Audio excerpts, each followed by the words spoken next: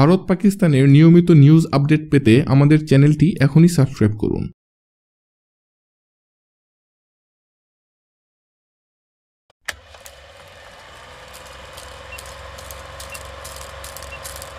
সীমান্তে উত্তেজনার পরিপ্রেক্ষিতে প্রতিবেশী ভারতকে কড়া হুঁশিয়ারি দিলেন পাকিস্তানের প্রধানমন্ত্রী ইমরান খান।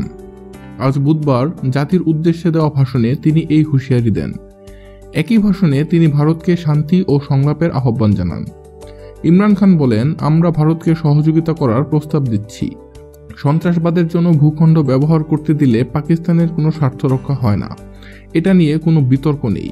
কিন্তু আমি এখনও আশঙ্কা করছি আমাদের প্রস্তাব না মেনে ভারত সংঘাত চালিয়ে যাবে।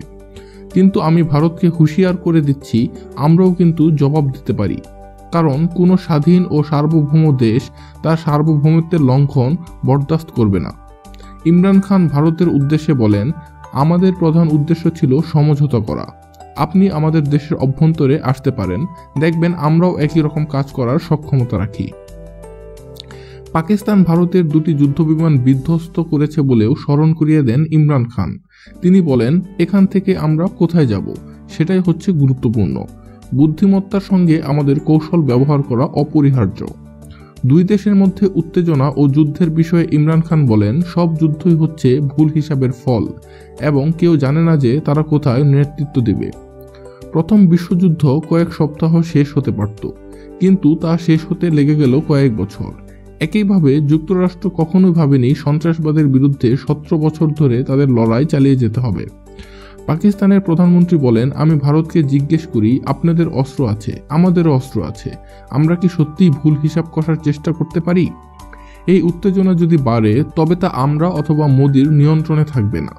পাকিস্তানের ভেতর ভারতীয় বিমান হামলার ঘটনায় উদ্ভূত উত্তেজনার বিষয়ে শান্তির বার্তা ও সংলাপের কথাও পুনর্ব্যক্ত করেছেন প্রধানমন্ত্রী ইমরান। তিনি বলেন, পুলওয়ামা ঘটনার পর ভারতকে আমরা শান্তির প্রস্তাব দিয়েছিলাম। ওই ঘটনার সেসব পরিবারের সদস্যরা নিহত হয়েছেন। তাদের পরিবারের বেদনা আমি উপলব্ধি করেছিলাম। সন্ত্রাসবাদ ইস্যুতে যে কোনো ধরনের সংলাপের জন্য তারা প্রস্তুত রয়েছেন বলেও জানান ইমরান খান। সহিংসতা বা যুদ্ধ নয়, সংলাপ বা আলোচনার মাধ্যমে সংকট সমাধানের জন্য জোর দেন পাকিস্তানের প্রধানমন্ত্রী। মঙ্গলবার স্থানীয় সময় ভোরে ভারতীয় বিমান বাহিনী পাকিস্তানের ভেতরে ঢুকে বালাকোটে হামলা চালায়। এতে 300 জন জঙ্গি নিহত হয়েছে বলে দাবি করেছে ভারত। এদিকে পাকিস্তান দাবি করছে হামলা চালানো হয়েছে পাকিস্তানের বালাকোটে।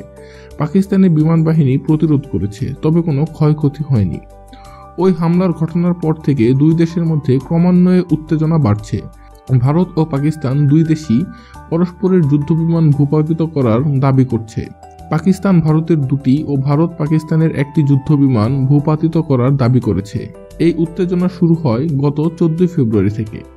ওই দিন ভারত নিয়ন্ত্রিত কাশ্মীরের পুলওয়ামায় আত্মঘাতী হামলায় ভারতের আধা সামরিক বাহিনীর 42 জন জওয়ান নিহত হন। এর জবাবেই বুধবার ভোরে পাকিস্তানে ঢুকে বালাকোটে হামলা চালায় ভারত। এই বিষয়ে আপনার মূল্যবান মন্তব্য জানাতে আমাদের কমেন্ট সেকশনে কমেন্ট করুন। ভিডিওটি ভালো লাগলে লাইক দিন আর শেয়ার করুন।